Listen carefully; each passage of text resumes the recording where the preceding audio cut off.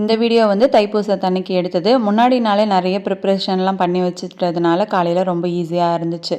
சிம்பிளாக ஒரு கோலம் போட்டு முடிச்சுட்டு அதுக்கப்புறமா ஒரு சைட் குக் பண்ணிக்கிட்டே பார்த்தீங்கன்னா பூஜை ரூமையும் அழகாக வந்து பூவெல்லாம் வச்சு அலங்காரம் பண்ணியாச்சு.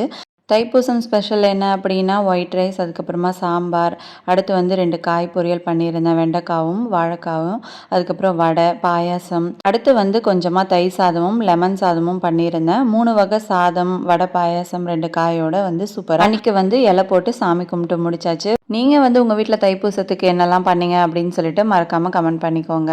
நான் வந்து காலையிலேருந்து விரதம் இருந்து மத்தியானம் ஒரு 1:30 மணிலேருந்து 2:30 மணிக்குள்ளே வர டைமில் பார்த்தீங்கன்னா நான் வந்து சாமி கும்பிட்டுருந்தேன். வேலை எல்லாத்தையுமே ஃபினிஷ் பண்ணிவிட்டு வாசல்லேருந்து விளக்கேற்றிட்டு அதுக்கப்புறமா பூஜை ரூம்குள்ளே வந்து இந்த மாதிரி ஷட்கோண கோலம் போட்டு சரவண பவன் எழுதி 6 விளக்கு ஏற்றி ரொம்ப அழகாக வந்து அலங்காரம் பண்ணியிருந்தேன்.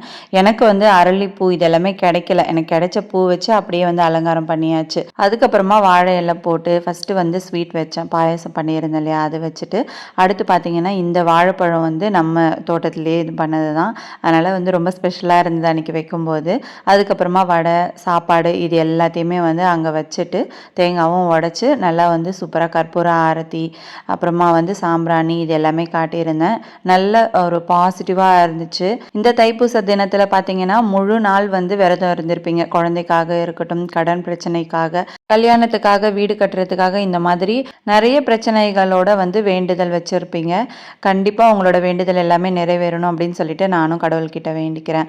அதுக்கப்புறம் பார்த்தீங்கன்னா பூஜை ரூமில் விளக்கேற்றின பிறகு இங்கே வந்து அன்னபூர்ணி அம்மன் வச்சுருக்கோம் இல்லையா, அங்கே வந்து குட்டியாக ஒரு இலையை கட் பண்ணி அங்கேயும் வந்து என்னெல்லாம் வந்து பூஜை ரூமில் போட்டனோ அதையுமே இங்கே போட்டுட்டு நல்லா சூப்பராக வந்து இங்கேயும் கற்பூர ஆரத்தி அது எல்லாமே காட்டியாச்சு. இந்த வீடியோ பிடிச்சிருந்தா ஒரு லைக் பண்ணிவிடுங்க. தேங்க்யூ.